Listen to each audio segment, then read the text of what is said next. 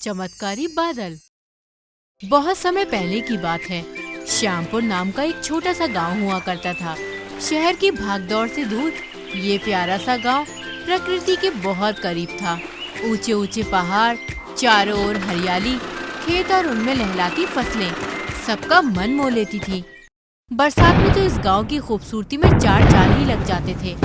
गांव चारों ओर से काले बादलों से घिर जाता तो बच्चों की तो मानो मौज ही हो जाती। ऐसी तो हर दिन की बारिश और बादल का आना आम बात थी, लेकिन एक दिन गांव में एक जादुई बादल आया।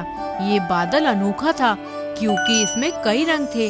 जब ये बादल आसमान में घूमता तो गांव के लोग इसे देखकर दंग रह जाते। भाइयों, ये बादल कितना खूबसूरत लग रहा है ना? हाँ राजू, मैंने तो अपनी जिंदगी में ऐसा कुछ पहली बार देखा है। सच में ये कितना अद्भुत नजारा लग रहा है। मुझे तो यकीन ही नहीं हो रहा कि मैं अपने गांव में हूँ। मुझे तो लग रहा है मैं किसी डिज्नीलैंड में परियों के बीच आ गई हूँ। दोस्तों, इससे पहले कि ये बादल यहाँ से चला जाए, हमें इसकी खूब सारी पिक्चर्स ले लेनी चाहिए। चारों इस चमत्कारी बादल को देखकर बहुत खुश होते हैं। वो दिन भर उस बादल को देखने और फोटोज लेने में बिजी रहते हैं। वाह यार, आज तो मजा ही आ गया। मजा तो आया, लेकिन मैंने अपने दोस्तों से बात की जो शहरों और दूसरे गांव में रहते हैं। उन्होंने ऐसा कुछ नहीं देखा। हाँ, नीलू ठीक कह रही है। मैंने भी अपने दोस्तों से पूछा, किसी ने भी ऐसे कलरफुल बादल नहीं देखे हैं। मुझे लगता है कि हमें एक बार पहाड़ों पे जाके बादलों को और करीब से देखना चाहिए। दोस्तों, अगर ये बादल सिर्फ हमारे गांव में दिख रहा है तो जरूर कोई कारण है जो हम लोग समझ नहीं पा रहे हैं। लेकिन ये हमें कैसे पता चलेगा? ऐसे बादल हर दिन नहीं निकलते। जरूर ये बादल में कुछ शक्तियाँ छुपी हैं और ये शक्तियों के बारे में हमें सिर्फ वो बादल ही बता सकता है। चारों ने इस बात को स्वीकार किया। जब बादल गांव के ऊपर आया और उससे बातें करने लग गए।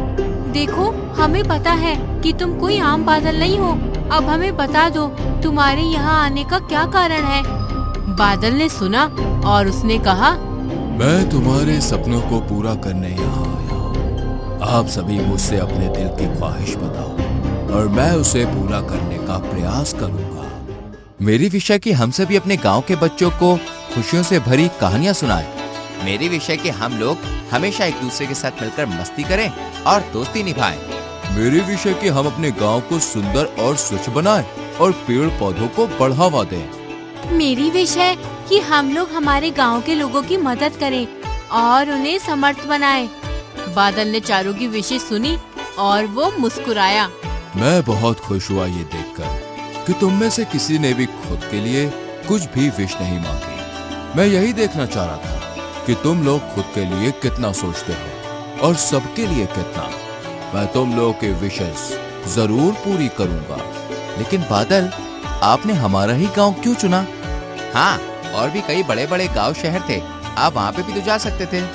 शहरों के लोगों को बारिश के मौसम को एंजॉय करने के लिए टाइम ही नहीं है।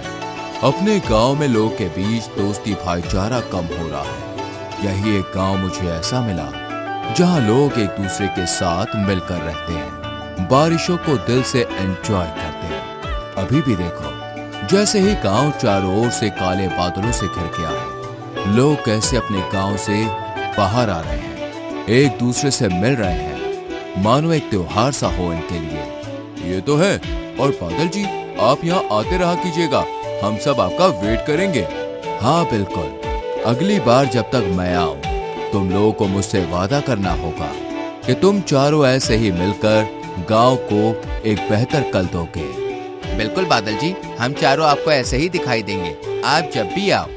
बादल ने सभी की ख्वाहिशों को पूरा किया। वो उस गांव के ऊपर से अक्सर गुजरता और उन सभी लोगों को खुश देखता, एक दूसरे के साथ मिलकर एक दूसरे की सहायता करते देखता, गांव के लोगों को सुंदर और साफ बनाते हुए देखता।